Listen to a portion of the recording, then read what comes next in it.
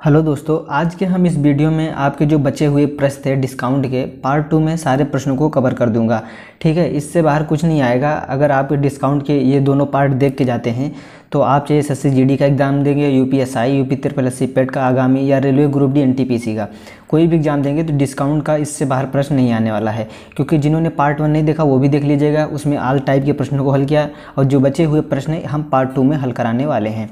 तो आप लोग पूरा वीडियो ध्यान से देखिएगा, क्योंकि पार्ट 2 में भी महत्वपूर्ण प्रश्नों को लिया गया है। और पार्ट 1 आप लोग एक बार देख लीजिएगा जो लोग नहीं देखे हैं, क्योंकि उसमें भी बहुत ही महत्वपूर्ण प्रश्नों को हल कराया गया है कंसेप्ट और ट्रिक के साथ।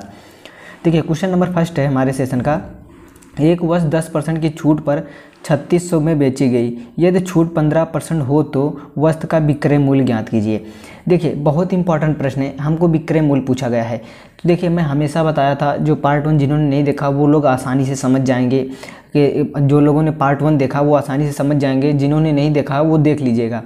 अब इसमें क्या बोला गया है, 10% की छूट पर 3600 रुपये में बेची गई। ठीक है, बेची गई है तो इसका हम पहले पता करेंगे इसका मूल्य कितना था। ठीक है, इसका अंकित मूल्य पता करेंगे तभी हमारा विक्रय मूल्य पता चलेगा। तो देखिए, यहाँ से पहले इसको हल करिए। 100 में 10% की छूट दी गई तो आपका कितना हो जाएगा, ये 90 हो गया। ठीक है, तो अंकित मूल्य पता करेंगे। देखिए, पहले ये होगा हमारा 3600 गुणे, अब अंकित मूल्य पता करने के लिए क्या करते हैं, अंकित मूल्य के क्या करते हैं, हमेशा बड़ी वैल्यू को ऊपर रखते हैं। ठीक है, हमेशा बड़ी संख्या ऊपर रखी जाएगी जब भी अंकित मूल्य पता करेंगे। तो देखिए, यहाँ क्या करेंगे, आपका यहाँ 100 लिख देंगे, यहाँ लिखेंगे 90। ठीक है, इससे अंकित मूल्य निकाल रहे हैं, इसको ऊपर रखेंगे तो अंकित मूल्य निकलेगा, क्योंकि ये आपका मेन मूल्य है। क्योंकि 100 से जब 10% डिस्काउंट होगा तो 90 होगा। देखिए, 0 से 0 काट देंगे, 9 चौक 36 हो जाएगा। तो ये आपका कितना आ गया, 4000। ये 4000 आपका अंकित मूल्य आ गया। अब विक्रय मूल्य कैसे निकालेंगे, देखिए ये आपका 4000 यहाँ लिखे, ठीक है, 4000 लिख दिए गुणे। अब देखिए, यहाँ 15% छूट है, यहाँ पे क्या है, 15% छूट है। तो जब 100 पे हमारा, देखिए समझिएगा, फिर से ध्यान से समझिएगा, ये अलग हो गया, ये हमारा ये था 10% वाला। अब देखिए, ये 15% वाला इधर बता रहे हैं। देखिए, 100 के कोई वस्तु है, 15% छूट दी जाएगी तो क्या करेंगे, 85। तो विक्रय मूल्य निकालने के लिए हमेशा क्या करते हैं, कभी भी अगर आपको विक्रय मूल्य या क्रय मूल्य निकालना है, अंकित मूल्य दिया हुआ है, तो हमेशा छोटी वाली वैल्यू को ऊपर रखते हैं। ठीक है, अंकित मूल्य निकालना तो हमेशा बड़ी वैल्यू को ऊपर रखेंगे। तो यहाँ क्या करेंगे, 85, और बेटे में क्या करेंगे, 100। 2 0 से 2 0 काट देंगे, इसको गुणा करेंगे, 4 पंचे 20, 0 आपका 8 चौक 32, 2 34, कितना आ जाएगा आपका, 3400 रुपये आ जाएगा, जो कि आपका ऑप्शन नंबर बी सही है। देखिए, बहुत इंपॉर्टेंट प्रश्न है, नोट कर लीजिएगा, क्योंकि हमेशा मैंने बताया जो पार्ट 1 देखे होंगे, जैसे आपका ये अंकित मूल्य होता है, ये आपका पहला मूल्य होता है। जब यहाँ घटता बढ़ता है, जैसे यहाँ 10% की छूट दी गई तो यहाँ 90 हो गया। तो जब भी अंकित मूल्य पूछेगा, कोई मान दिया गया, जैसे यहाँ 3600 दिया गया, यहाँ पे आप कुछ और दिया रहता है। ठीक है, जैसे 3600 दिया गया है, अगर आपका अंकित मूल्य पूछेगा तो हमेशा 100 वाले को ऊपर रखेंगे, जो बड़ा वैल्यू रहेगा दोनों में से, और जो कम वैल्यू रहेगा उसको नीचे रखेंगे। अगर यहीं पर आपके विक्रय मूल्य पूछे, जैसे अभी बताया, तो विक्रय मूल्य में हमेशा छोटी वाली को ऊपर रखेंगे। अंकित मूल्य हमेशा आपका जो है क्या आता है, क्रय मूल्य और विक्रय मूल्य से ज़्यादा आता है अंकित मूल्य। ठीक है, ये चीज़ को आप लोग नोट जरूर करिएगा। देखिए, सेकंड क्वेश्चन है, बहुत ही इंपॉर्टेंट है, लेकिन देखने में बहुत इजी लग रहा है, लेकिन आप समझिएगा, क्योंकि पार्ट 1 में भी कुछ टाइप के प्रश्नों को आपको सोल्यूशन बताया था, इसमें भी सारे कवर हो जाएंगे। क्वेश्चन नंबर सेकंड है हमारा, हिमांशी ने एक टी शर्ट इसके अंकित मूल्य से 20% छूट पर खरीदी, परंतु इसे अंकित मूल्य पर बेच दिया। पूरे लेन देन में लाभ या हानि परसेंट क्या है। अब देखिए, इस प्रश्न को कैसे हल करेंगे, पूरे लेन देन में लाभ या हानि परसेंट बोला गया, इसमें एक ही वैल्यू दी गई, लेकिन इसी से सारा प्रश्न आपका हल होगा। समझेंगे पहले प्रश्न को। देखिए, एक हिमांशी ने एक टी शर्ट इसके अंकित मूल्य से 20% छूट पर, देखिए ये आपका अंकित मूल्य है 100, इस पर 20% की छूट दी जाएगी, कितना होगा, 80। ठीक है, ये आपका 80 आएगा। लेकिन यहाँ क्या बोला गया, परंतु इससे अंकित मूल्य पर बेचा गया, मतलब इसे 100 पे ही बेचा जाएगा। तो लाभ यहाँ क्या होगा, देखिए पहले एक टी शर्ट थी, अंकित मूल्य से 20% घटकर कितना आ गई, 80 आ गई, लेकिन बेचना 100 पे है, तो कोई वस्तु 80 में लाए थे, 100 में बेचेंगे तो लाभ ही तो होगा। ध्यान से समझिएगा, हाँ, अंकित मूल्य पे बेचा जा रहा है, ये आपका अंकित मूल्य है। ठीक है, अंकित मूल्य पे यहाँ पे बोल दिया गया, इससे अंकित मूल्य पर बेच दिया, तो मतलब 80 की वस्तु है, 100 में ही बेच दिया, तो आपको प्रॉफिट होगा। कितने का प्रॉफिट होगा, 20 का। ठीक है, 20 का कितने के ऊपर होगा आपका लाभ, यहाँ हमेशा क्रय मूल्य विक्रय इस पे निकलता है, क्रय मूल्य पे, तो 80 करेंगे। ठीक है, और गुणे में क्या कर देंगे, 100 कर देंगे। जब इसको हल करेंगे, 20 चौक 80, इसको आप काटेंगे तो ये कितना आ जाएगा, 25%। तो आपका क्या हो जाएगा, 25% का लाभ होगा, जो कि आपका ऑप्शन नंबर ए सही है। बहुत ही इंपॉर्टेंट प्रश्न था, लेकिन इसी भी प्रश्न में बहुत सारे बच्चे कन्फ्यूजन में हो जाते और गलत कर देते। ठीक है, क्योंकि प्रश्न को ध्यान से समझना है। बहुत लोग सोचते हैं कि यहाँ पे 20% का, यहाँ पे देखते 100 का आपका 80 करते, तो इसके बीच हमेशा आप 100 नीचे रख देते। गलत है, क्योंकि यहाँ पे बोला गया सीधे आपको अंकित मूल्य पे बेचना है, और आपका ये पहले वाला मूल्य क्या होता है, ये हमेशा अंकित मूल्य होता है। ये जो बाद में आता है ये आपका क्रय मूल्य या विक्रय मूल्य जो भी होता है, लेकिन हमेशा ये आपका क्या होता है, अंकित मूल्य शुरू वाला। ध्यान से, उम्मीद करता हूँ समझ गए होंगे। देखिए बहुत ही अच्छे लेवल के प्रश्न हैं ये, आप कोई भी एग्जाम देंगे तो यहाँ से देखने को मिलेगा। और मैं बार बार एक ही चीज़ कह रहा हूँ कि पार्ट 1 आप लोग देख के जाइएगा।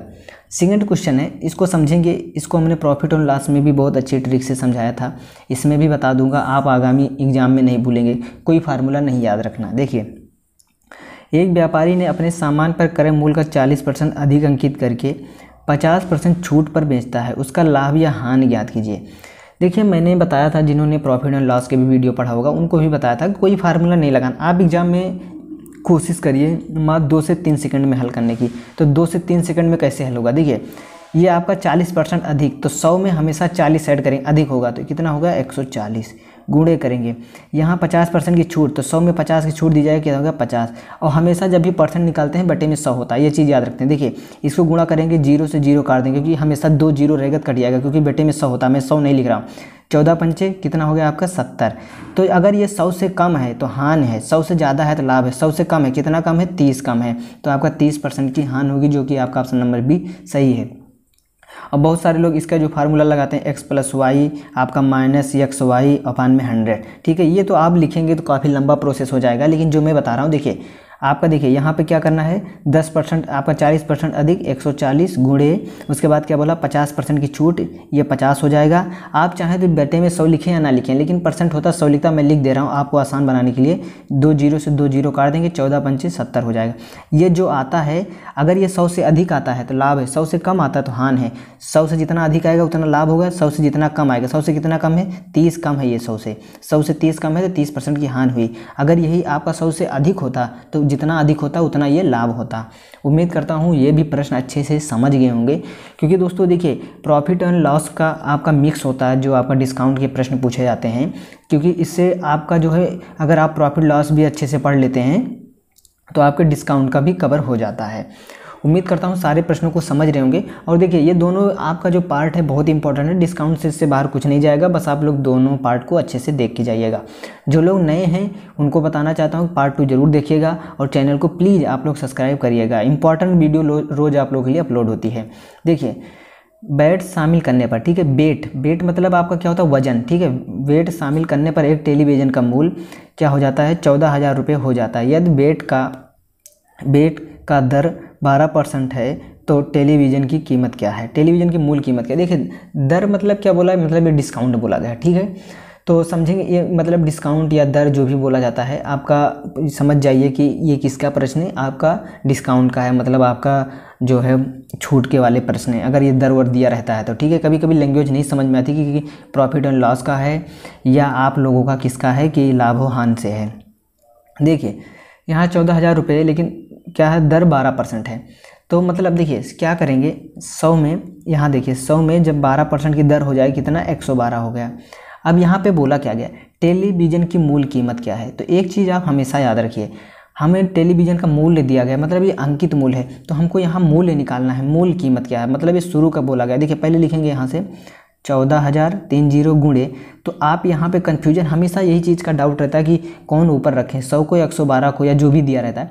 तो देखिए यहाँ मूल कीमत बोला गया, मूल कितना है, शुरू में कितना था 100, बाद में कितना हुआ 12, तो शुरू वालों को ही पूछा गया, मतलब मूल कीमत। और वैसे भी मैं बताया हूँ अंकित मूल्य के अलावा कोई भी चीज़ पूछता है विक्रय मूल्य या क्रय मूल्य, तो हमेशा छोटी वाली वैल्यू को ऊपर रखते हैं। वहाँ से भी समझ सकते हैं, और समझना है तो यहाँ से भी समझ सकते हैं। मूल कीमत, मूल आपका 100 है, फिर बाद में 12% का क्या दर है, तो ऐसे भी समझ सकते हैं। लेकिन जो वो तरीका बताएं वो बहुत काम देगा, कि अगर आपका अंकित मूल्य दिया गया है या आपका कभी भी अंकित मूल्य पूछा जाता है तो हमेशा बड़ी वैल्यू को रखते हैं, लेकिन अंकित मूल्य के अलावा अगर कभी भी क्रय मूल्य या विक्रय मूल्य पूछा गया तो हमेशा छोटी वाली को ऊपर रखते थे। यहाँ छोटी वाली को ऊपर रखेंगे, यहाँ 112 कर देंगे, ठीक है। अब इसको काटिए, 2 सते 14 कितना हो गया आपका 7,000, ठीक है। अब इसको काटेंगे, 2 पंचे 10, 2 छंग 12, इसको काटिए, 14 पंचे 70 हो जाएगा, 500 गुणे में 14 चौको 56 हो जाएगा। इसको काटेंगे तो ये 25 बार जाएगा, तो आपका आ गया 500 गुणे 25, तो 25 से गुणा करेंगे, 25 पंचे 125 होता है, तो मतलब 12,500 आपका ऑप्शन नंबर बी सही है। उम्मीद करता हूँ सारे प्रश्नों को आप लोग अच्छे से समझे होंगे। ये प्रश्न आगामी जो भी एग्ज़ाम देंगे, बहुत सारे लोगों का एनटीपीसी 7th फेज़ का एग्ज़ाम है, एसएससी जीडी का है, यूपी SSC पेट का भी होने वाला है, तो उनके लिए बहुत फ़ायदा होगा, यूपीएसआई वाले बच्चों के लिए बहुत फ़ायदा होगा। तो आप सारे प्रश्नों को उम्मीद करता हूँ अच्छे से समझेंगे। और पार्ट 1 में जो मैंने कराया था उसका ये देखिए क्वेश्चन नंबर 2 का था, क्वेश्चन नंबर जो 2 था उसका होमवर्क दे रहा हूँ, जिन्होंने किया है वो कमेंट में इसका आंसर दे दीजिएगा। आज इतने टाइप के जो बन सकते हैं आपके प्रश्न हैं डिस्काउंट के, जो भी जितने टाइप के मैंने कराया है, पार्ट 1 में भी करा दिया है और इसमें पार्ट 2 में आज कवर कर दिया। तो दोनों पार्टों को आप देख के जाइएगा, डिस्काउंट से इससे बाहर कुछ नहीं पूछेगा। छूट वाले प्रश्नों को हमेशा बच्चों को डाउट रहता है, कोई भी फार्मूला याद नहीं करना, क्योंकि फार्मूला अक्सर एग्जाम में भूल जाते हैं। तो जो तरीका कंसेप्ट बताया उनको आप हमेशा याद करके रखिएगा। उम्मीद करता हूँ सेशन को बहुत ही अच्छे से समझे होंगे। प्लीज़ जो लोग नए हैं लाइक करिएगा और वीडियो को ज़्यादा से ज़्यादा अपने दोस्तों के साथ व्हाट्सएप फेसबुक जहाँ भी हो गया शेयर करिएगा, क्योंकि इसी तरह से महत्वपूर्ण क्लास आप लोगों के लिए रेगुलर होती रहती है। और कमेंट में इसका आंसर जरूर दीजिएगा। चलिए दोस्तों, फिर मिलेंगे इसी तरह के और बेहतरीन क्लास के साथ। तब तक के लिए दोस्तों आप लोगों का धन्यवाद। जय हिंद।